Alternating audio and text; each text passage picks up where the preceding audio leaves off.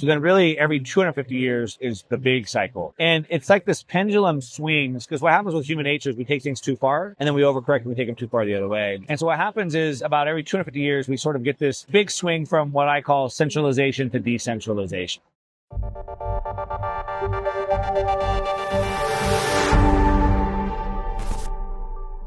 Thank you, sir, for doing this. Yeah. I really appreciate it. My pleasure.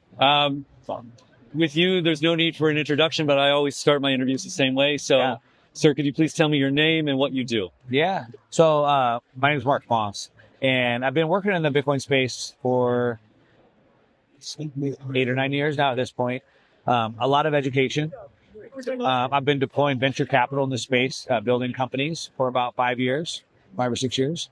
The last year and a half, we deployed a lot of capital into Bitcoin Treasury companies. I helped launch one about 6 or 8 months ago, and just launched another really big one here in the UK called Satsuma. So yeah, a lot of different things. All right, we'll get to everything you just said. Yeah. But first, very quickly, you don't have to go into too many details, but could you tell me kind of a brief history of what path brought you to what you're doing now? Yeah. So growing up in California, sort of at the epicenter, near the epicenter of the dot-com boom, I saw what was going on with the dot-com boom, and I got involved in the internet space. I built up 2 different tech companies and had some big exits there. So one was a high-tech medical equipment company. I sold to the largest company in medical, Henry Schein. I built up an internet business, sold that off. So just a builder, a tech builder. I love that space. I've done a lot of different things, but some of the things I've done is deployed a lot of capital. So invested through venture capital and private equity in that side. Around, part of my story is that in California during the 2008 great financial crash, we got hit really hard. I got crushed in real estate. It was really bad. And that really got me interested in more of the financial system, like what was going on with the financial system. So I had done really well in business, but I wasn't really paying attention to the global macroeconomic scenario. And I realized like there's this whole global macroeconomic environment that has all this power and control over my life, but I'm not paying attention to it. So I set out on a mission to go figure that out. And so that's obviously a big piece that led me here. When I was trying to figure out what happened, what went wrong, and to make sure it never happened again, I quickly discovered the problem was fiat monetary system and the endless inflation and debasement, the leverage that gets built up in the banking system. And then once you understand the problem, then you have to find a solution, which at that time was gold, a sound money standard. Yeah. Became a gold bug. So I was sort of framed up this problem solution. Then being a tech guy and an investor, I remember Bitcoin sort of coming across my coming across my desk, if you will. When it was running up in about 2013 up to about $1,000, crashed down, and I was like, well, okay, I'm glad I didn't buy that. But I never really took the time to see what it was. But in 2015, I was actively trying to solve another problem. And that problem was that I felt like, I believe that the leverage in the banking system, the problem with the fiat system that we have, it never got resolved. It only got worse.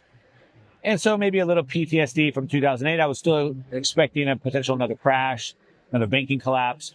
So I was trying to solve that problem. And I was actively speaking with an attorney. I'd hired an attorney in Panama about getting a trust set up in Panama, moving money into Panama Bank, working on a residency program. And the problem I was trying to solve is get money out of the banking system, out of the U.S. banking system, to diversify my risk. Out of was it out of USD? Sorry, dollars? No, it was still being dollars, just out of the U.S. banking. Euro dollars. Then you wanted to? Okay, yeah. I just want to get out of the U.S. banking system. And that's when I took another look at Bitcoin, and I thought, well, the problem I'm trying to solve is diversify my risk by getting money out of the banking system, but moving it to Panama doesn't really get it out of the banking system. It gets it out of the U.S. banking system, but not the global banking system. But wait a minute, Bitcoin is a way I can get money out of the global banking system. And so it clicked for me, and that's when I got started with Bitcoin. So that's kind of how I got my start. Once I, like most people, once you put some money into it, you start trying to understand what it really is. For me, it was that at the beginning. Once I quickly realized that it was something we could change the world with, right? It was a tool that we could win. And so I figured I have to go tell the whole world about it. And I just basically haven't stopped talking about it ever since. Nice. So I know that in your kind of the way you view macroeconomics, and kind of thus investing, you look at these cycles, right? Yep. 250, 80, 50. 80, 50. Yeah. Did that framework come before Bitcoin, or was it after, or kind of in the middle at the same time? I first started kind of talking about that thesis, I think in about 2020 or 2021. Okay, so well that was after afterwards. Bitcoin. Yeah. History is a subject that I've always loved. So I've always studied a lot of history. It might have been maybe where I really kind of caught on to that was probably with Harry Dent Jr. He's an economist, written a bunch of books, and he talks a lot about demographics. He wrote a book called The Demographic Cliff. Talks about a lot about cycles, and then maybe that's where I kind of got onto it. But I love history and I love cycles because it sort of tells us the future. It's like cause and effect, if you will. So I started looking at different cycles. There's all different types of cycles and different time frames. And as a technology guy, I've looked a lot about how technology gets developed and how it repeats. I look at like this diffusion of innovation and how it takes the certain path to adoption and things like that. And so that's kind of how I got onto it. But it was about 2020, 21 where I really started talking about the three cycles coming together. Right. So 250 is the political. Yeah. So so what happens is, and there's different cycles at different time frames, but about every 84 years, we have what's like a regime change cycle. This is like a political cycle. Okay, It's like a regime change cycle. So about 84 years ago was like World War II, and we had the creation of the UN. What happens is when we have these cycles that repeat, sort of like they get stronger and stronger and stronger. So 3 times 84 equals 252. So then really every 250 years is the big cycle. Like a political upheaval? Yeah. And it's like this pendulum swings, because what happens with human nature is we take things too far, and then we overcorrect and we take them too far the other way. Yeah. And so what happens is about every 250 years, we sort of get this big swing from what I call centralization to decentralization. So you can see about 250 years ago was rejecting the centralization of the monarchy. Yeah. Right. Setting up a decentralized government, a constitution, right? A constitutional republic. And then the pendulum started swinging back to centralization. And so that also was because of technology. So we got the Industrial Revolution started around the same time as that.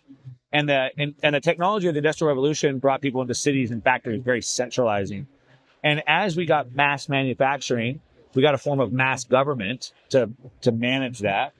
And that created this centralizing force. And that kind of, education too, right? Like everything. Everything, right? And that really peaked out in the last couple of years. Around 2016 is kind of where I put the peak of that. And that was signified with the World Economic Forum and the World Health Organization and the BIS and the IMF, and right, everything sort of kind of came to a peak. And then we had sort of like a blow off top. Markets sort of end when there's no more buyers.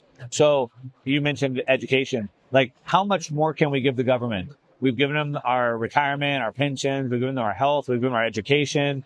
Like, we've kind of given them everything. They're taking control of everything.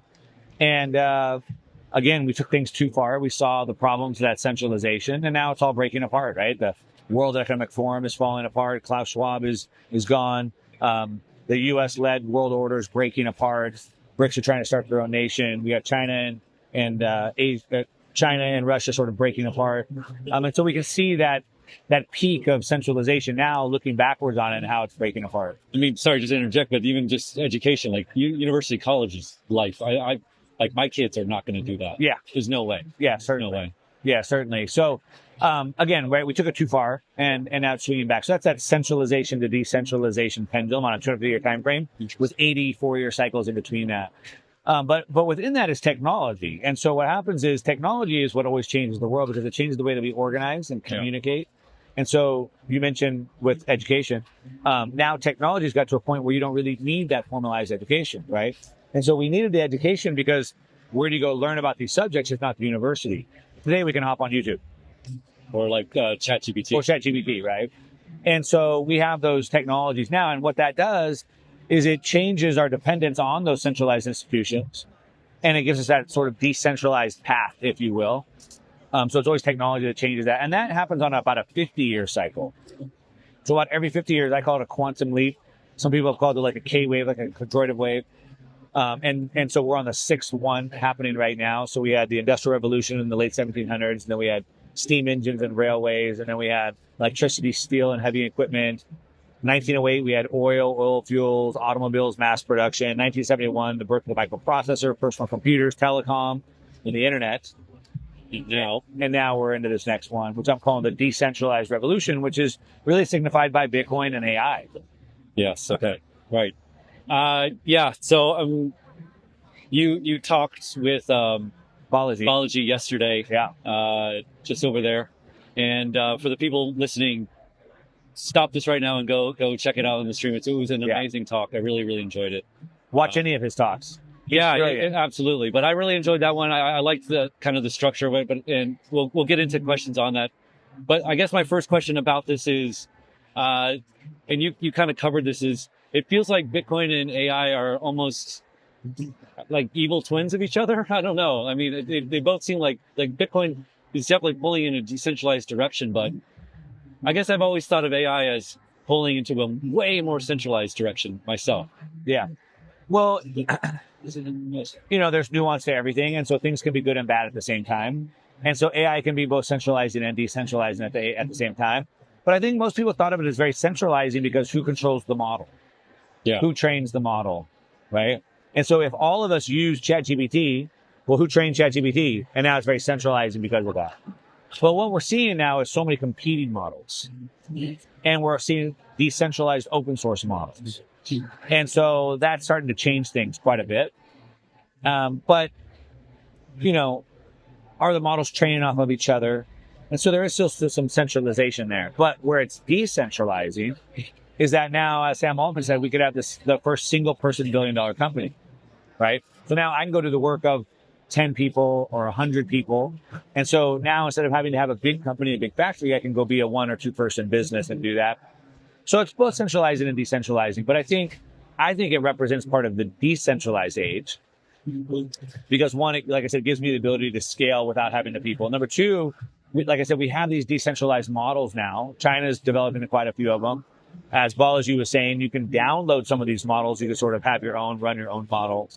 And then we have like the AI agents that can be trained. It can go be sort of autonomous agents on our behalf. And so those things are very decentralized in nature. Interesting. Yeah. So, I listened to a talk from Haseeb Quresh from Dragonfly Capital and Avichal from Electric Capital, talking about AI models. And I found this very compelling. I'd just like to hear your thoughts on this, just on this decentralization point. That thus far, nobody cares about decentralized AI because they're willing to deal with the centralization because they just want the productivity. And that decentralized AI really won't be important or matter until it becomes so kind of dystopian and onerous that and at that point it'll matter and people kind of wake up. I don't know if you feel like that. Well, the problem is that I think most people are willing to give up some of that privacy or freedom, if you will, for convenience. Yeah. Right. And we all are. I mean, you're using a smartphone. I got an iPhone as well. Exactly. Right. So we're all giving up some of that freedom, some of that privacy for that convenience factor. And so, yeah, you're right. Typically, as humans, we don't move until the pain or the heat gets hot enough, the pain gets high enough. And so maybe it will take a serious problem where we see the damage that's being done by decentralized models before we pivot. I certainly hope not. I see that we're getting enough competition now that I hope that we can prevent that. I also see a shift now where even we see with the iPhone, for example, starting to use like privacy and security as a marketing feature. Yeah, that's true. Right. And so what happens when they start picking up on the fact that we do want privacy and we do want security, well, then they'll start trying to build those features in. And then what happens is then free markets and competition starts competing for who can be the most private, the most free, who can preserve our private property rights or our freedom better. Our model's closed source. We don't share your data. Oh, people will go to that model. People compete on that. So I'm hopeful that that's the way it goes and it doesn't go to a dystopian world, as you say. Time will tell. Yeah. My view, and again, back to those giving up privacy and freedom for convenience. I hate to say this in public, but I know that my data going into OpenAI is not private. Yeah. Sam Altman said as much, right? Like, yeah. Hey, like, just know that whatever you're punching in there, like, the FBI, the police, whatever, they can have access to that. So I know it's not private, and I'm still willing to put my information in there because I want to use it. And ultimately, I'm sort of like, I'm not putting anything in there that I need to keep hidden anyway. Now, the flip side of that, Edward Snowden had a quote that said, saying that you don't need privacy is like saying you don't need freedom of speech because you have nothing to say. Yeah. So, that's certainly a hardline stance, but, we're all making that trade-off at some point. Yeah. I think that it's like they were basically saying it's like a rallying call, right? We need investment in decentralized AI. Now, it'll never be good as the centralized version, but when it gets sufficiently kind of, when governments really start taking AI seriously, because they really haven't yet, is when it'll be important to have decentralized AI. Right? Yeah. Because that's nightmarish. All right, so a couple of things about the talk that you had with Balaji yesterday. I was lucky enough to catch most of it. Yeah. I wanted to know your opinion about some of the things he was saying. Okay. So there was that one section where he was talking about, you guys were talking about like a return on violence. Return on violence. Right. Like basically, with Fiat, it allows governments to really easily seize assets, whether it's just through debasement or just like physically coming in and taking your stuff. They can do that with Bitcoin, but it's much harder. And it takes more time, effort, and money, and thus the return on violence is lower. It costs more to kind of take your assets. I was wondering, the return will be higher. So, yeah, right. So it's like, how much does it cost them to exert the force or the violence? Yeah, and then what's the return on that? Yeah. Right. So, do you agree with that? Yeah, framing. Well, I mean, basically what you're saying is he said that technology could scale to a point where the cost of violence gets so low that they're able to get a return on that. Yeah. That's the point that he made. Yeah. Right. Sorry. So I think the way that I would look at it is in 1933, the U.S. government stole everyone's gold. Right. They don't call it stealing because they paid people for it, but they seized it, right? And the return on violence for them was very high because everybody's gold was in the bank. Yeah. So what they did is the banks went on a bank holiday and they closed down for about a week. And when the banks opened back up, you couldn't get your gold out of the bank and you were no longer allowed to own gold. Right.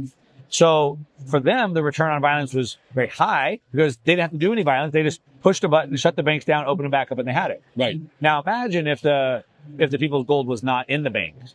Imagine if they had to ride across the prairie, going from ranch to ranch and farm to farm, farmers with guns, farmers with strong belief in private property, and they had to go to each house on the prairie one by one and get the gold from them. That would have been enormously expensive and costly. So the return on that violence much lower. Would be very low. Yeah. Right. But because it was in the bank, it was very high. Yeah. So now we think with Bitcoin is sort of a similar. Are they going to go across the prairie and go house to house with guns to get the Bitcoin? On top of that, my Bitcoin is protected by my private keys. So you're going to tickle me to death? You're going to hang me by my toes and tickle me until I give up my private keys or whatever, right? So it would be very expensive to exert that force or that violence. So the return would be very low for them. It's not worth it. Yeah. Now, what Balaji was saying is that with technology, they could send an autonomous... that's the second part. Or an autonomous robot to your house. So the cost is the cost of energy. Yeah. There's like zero cost for them to do that. And so he says there's like an equilibrium there. That is theoretically accurate. I think, one, I don't know how far that is where we have autonomous robots that can go house to house and extract private keys from people. I mean, when I think about this, like maybe one of the easiest tasks that we could do would be to vacuum a floor. Yeah. It's like a flat 2D surface. And we have these like Roomba robots or whatever that go and do it. And I have one at my house and it doesn't work very good. It can barely vacuum the stupid floor. Right. And most people don't even use them. Yeah. Right. So if we can't get a robot to even vacuum the floor well, and the adoption has been dismal, right? We're going to have robots that can go house to house and tickle people to give up their private keys. So I don't know exactly when that dystopian world comes, number one. Number two, what I would say to that is that even if the cost of going house to house dramatically drops because of that, That still doesn't mean you're going to give up your private key. Yep. How do they know how many Bitcoin you have? How do they know if you even have any at all? What if I give them my one private key that has 1 Bitcoin and I keep the private key that has 10 Bitcoin, right? So overall, I think he's accurate with that. I would say it's probably not quite that simple. The other thing, and this is where I pressed him after that conversation, is I said, really what Bitcoin represents for me and for a lot of us is separating money from state. And so really what it does, if it takes away the ability to print money, it forces the government to live on austerity. So then how much money do they have to develop these autonomous robots and drones to even go house to house to potentially extract? So it'll be interesting to see how it plays out. Ultimately, while it would lower the cost of violence, I think the return would still be very low. Yeah. So when I was listening to that, you guys talking about that, I just kept thinking about like how we are almost, I feel like, developing small pockets of centralization with Bitcoin, like the spot Bitcoin ETFs. Obviously, they're holding on behalf of others, so I get that. But you have these like central repositories, basically, The honeypots. and some of these DAT Treasury companies, and I feel like those would be much easier for the government to seize. And so I worry about having these like these focal points, for Bitcoin, because it reduces the efficacy or the strength of Bitcoin. I feel like, I don't know. So I think what's important to understand with this is we're talking about a potential risk, I guess, right? Yeah. So with a risk, we're trying to understand what is the risk. If I think someone's going to break in my back door, I can protect my back door. So what's the risk? So there's a honeypot. Okay. So they can steal the money. Okay. So what are you worried about? Well, I don't want my money stolen. Well, then don't put it in there. Yeah, I mean, right. So that's I think about it kind of pragmatically. But what I would say is a couple of things. Like, number one, I mean, I'm in America. The U.S., while certainly rule of law is on decline, let's just say that, private property rights are still very strong.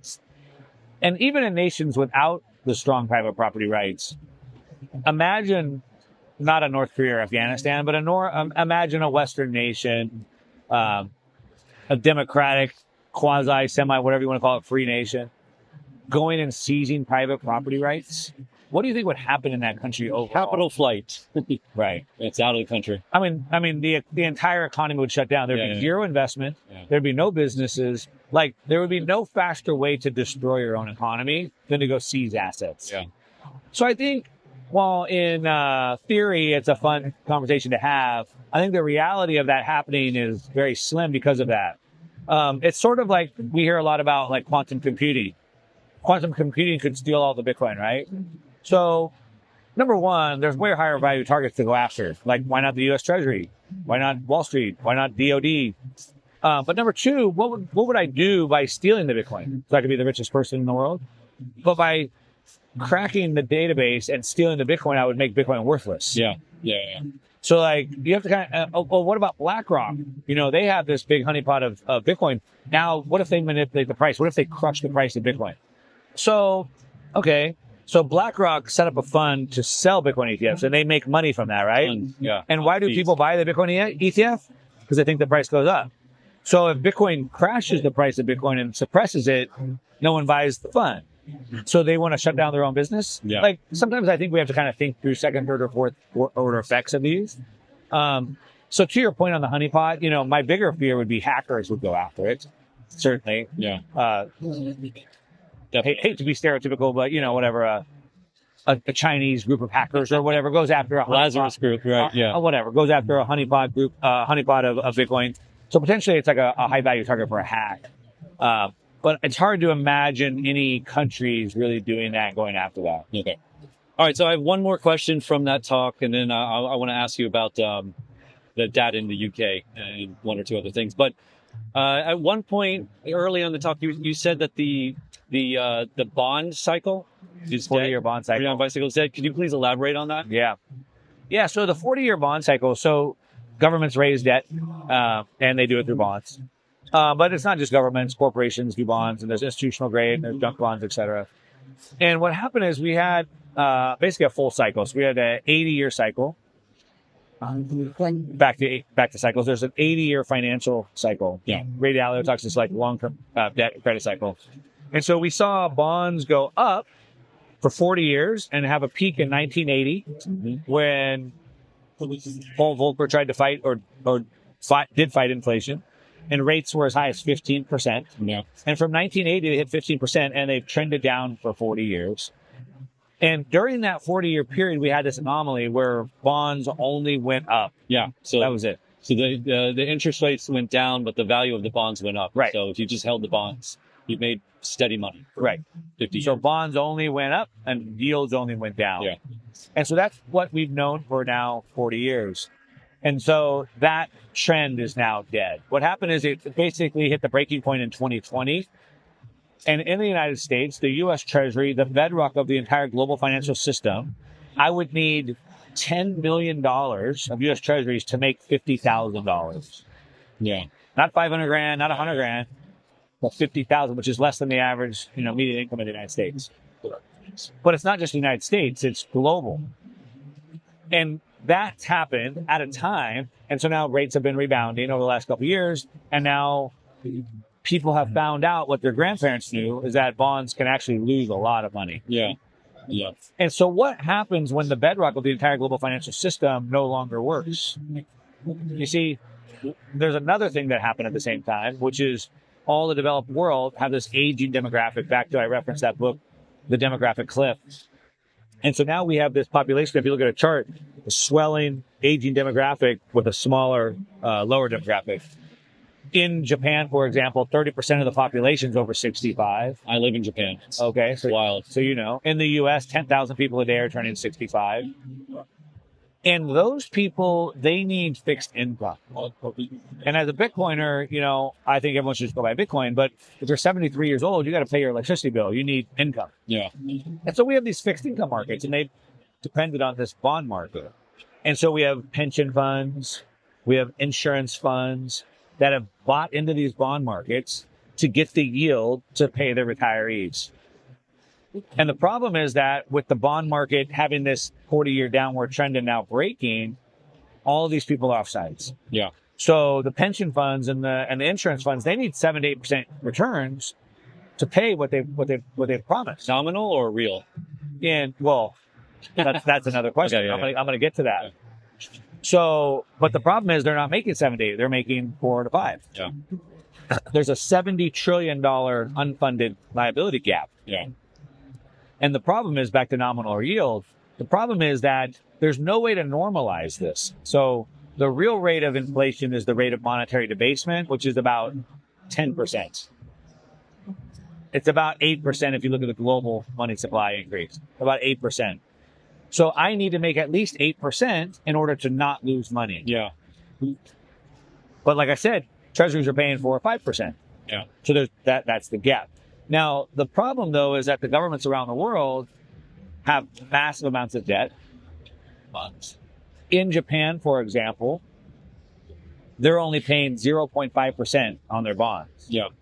That's not enough for their population that's retired. That needs income. Yeah. If they tried to normalize that to, say, 2% rates, which is still way below the rate of debasement, Debt burden is too high. it would take 86% of their revenue just to cover the interest alone. Yeah. In the United States, they're at 5%. It's 1.75 trillion on 4.9 trillion of income. It would be 36% of revenue goes to just debt service. Then they tried to bring that to 7%. It'd be 53% of revenue going to pay just interest service. So the problem is we have the aging demographic around all the developed world that needs income. They bought through their pension funds and insurance funds. They're dependent on this fixed income, but the fixed income is not paying them enough to beat debasement. Yeah. And the rates can't be normalized because the governments will go broke. Yeah. The governments have these extreme levels of debt to GDP, and they need a way to bring that down. And so there's a playbook for that. The IMF and the BIS put out a white paper called The Liquidation of Government Debt is the title of that. And in the liquidation of government debt, it's how you liquidate the government debt. Yeah. They use something called financial repression. Yeah. I was going to ask. That was just going to be. Yeah. So financial repression is where you asked about real or nominal yields. Financial repression is where we pay less than inflation. Yeah. And through that process, we liquidate the debt, or we basically steal the difference. Yeah. Right? So they ran this playbook in after World War II. In the United States, they brought debt to GDP from 112% down to 60%. In the UK, I think it was like 124% down to 80%. And during that period, bondholders lost 3 to 4% a year. Yeah. And the government basically makes different parts of the economy buy the bonds, right? Right. It's all They mandated. have no choice. Right. Banks, pension funds, maybe even corporations. They're mandated, they're regulated to buy and hold it. Yeah. So we have this situation now where we have in the developed world all these aging demographics who need income. The pension funds, the insurance funds that give them this income are underfunded by $70 trillion. And they need rates to be 7 or 8%, but the governments can't pay that or they'll go bankrupt. The governments have to liquidate the debt. So the question is then these retirees need income. They need something safer than bonds, but that pays better than bonds. And they know they're being liquidated. So then the question is not if that capital is going to have to flee. The question is, where does that capital flee to? Yeah. So that's what's happening. That's the 40-year bond market implosion. Yeah. But conceivably, at some point in the future, 40, 50 years from now, that trend would reverse and then bonds would be viable again? Well, no, right? Because it already is, right? So they hit as low as 0.5% in the US, and now they're back up to 5. Yeah. So you would argue that it is reversing. But as I said with the math, they can't really ever allow it to get back to positive yields because they'll bankrupt themselves. Right. But you said this is a cycle. So this was done through World War II or afterwards, and then they were able to what's it called? So not really, right? So what happened is they were able to bring the debt to GDP ratio down. The debt didn't go down. But the net, so the actual, the overall level. Right. So, I see what you're saying. But when you have a debt to GDP, those are two numbers. Yeah. So I can either pay the debt down or I can bring the GDP up. Yeah. How do they bring the GDP up? Through inflation. Yeah. Printing money. Yeah. Through printing money. Yeah. So they let the inflation run hot and that changes the ratio, but it doesn't change the amount of debt that's owed. And so we're basically in this checkmate scenario now. And so again, they cannot allow those rates to be positive. Now, back then, we didn't have the levels of debt that we had before, plus we had all that growth in front of us. So, we're just in a different situation. So what's happening, what I believe, we're here at a Bitcoin conference, what I believe is happening is there's a new financial system. There's a new layer, a new bedrock layer. That's forming now, and that's Bitcoin. Right. And what is happening with what Michael Saylor has shown the world is possible through strategy is taking Bitcoin as a base layer asset, as a raw input, and then taking the potential upside of that and then slicing it and putting it into additional financial products, yield bearing instruments, right? So he's created products that pay 2, 3, 4, 500 basis points more than a bond, but are safer than a bond. They're 5 times over collateralized. And so he's released 4 different products in that type of fashion. The last one is this one called Stretch STRC. And it was, he went out to raise 500 million, raised 2.6 billion, oversubscribed. And it just shows that the demand is infinite. Yeah. You have $300 trillion in that bond market. 145 trillion of that is tradable fixed income securities. 145 trillion. And it's all being liquidated right now by the governments. And they're all looking for something that pays a real yield with less risk. And when you scan the world, there's really only one way to do that, and that's yield-bearing instruments that are backed by Bitcoin. Nice. All right, well, we'll close with this. Nicely done, bringing it back to DATs. You said that you just recently started a DAT in the UK. Satsuma. Okay. It's a Japanese. Yeah. 2 questions on this. First, was it really hard to do? I feel like the UK is fairly anti-crypto. They're very suspicious of it. Yeah. Start with, yeah. You can go back and forth with that. In a lot of ways, I think maybe the UK is maybe a little bit ahead of the EU. Okay. So the EU with their MiCA laws have got pretty restrictive as well. I think there's pros and cons to both Europe versus the UK. To be honest, I'm not on the legal team, so I didn't have to deal with the regulators to get that through. So from my standpoint, it was very easy, right? They just went and did all their work. So I'm going to be honest about that. I didn't do all the hard work to get that done. As I kind of said earlier, I've been deploying venture capital into the space for about 5 years through the Bitcoin Treasury companies. I helped launch one. So I've kind of come on a little bit later. We had an existing publicly traded company that was already a digital asset business. It's an AI business that runs AI agents in the digital asset space. Oh, okay. And we already are in crypto and we are already buying Bitcoin. So from that perspective, it was already up and running. We came into the business and raised additional money behind it. And so I guess a lot of that hard work of the regulations had already been done. Okay. Oh, interesting. And then my last question about this is, how many DATs do you think one jurisdiction, for example, UK, can absorb healthily? Yeah. Right? Like, because you see, I just wonder what the capacity for these different regions are per asset. Yeah. The UK is a very similar market to Japan in a few ways. Number one, you have sort of like this island nation with like a closed financial market. Obviously, it's broken off of the EU. Number two, it's one of the top 4 financial markets in the world. Yep. London is one of the oldest financial markets in the world. You have an aging population and you have a failing bond market. Yes. One thing that's interesting with the UK over Japan, though, is that while Japan has a much higher bond market, a much higher debt level, the majority of that is government debt. So, when you look at the private debt to government debt ratio in the UK, it's much higher. The UK has more private debt than Japan does. Right. And that's really what we're targeting, not the public debt, but the private debt. Interesting. So I think we have a lot of similarities. Now, back to the question of how many of these can we have? What happens is, we are taking this raw base asset of Bitcoin and we'll turn it into financial products. And those products could fit different risk appetites, if you will, right? And each one will be a little bit different. A little bit of a different risk, a little bit of a different return profile. How many of these types of products can there be? Well, I can tell you in the United States, for example, there's 3,900 ETFs. Each one is just a little bit of a different basket of S&P 500. Right. 3,900. You have over 5,000 different types of bonds. I get it. Yeah. So you have over 10,000 equities. So how many financial products can we have? A lot. Tens of thousands. Yeah. So how many companies can we have? I think a lot, right? I think we can have a lot. I mean, if each company launches 5 or 10, I think there can be hundreds. I think there can be thousands. So I think there can be a lot. Yeah.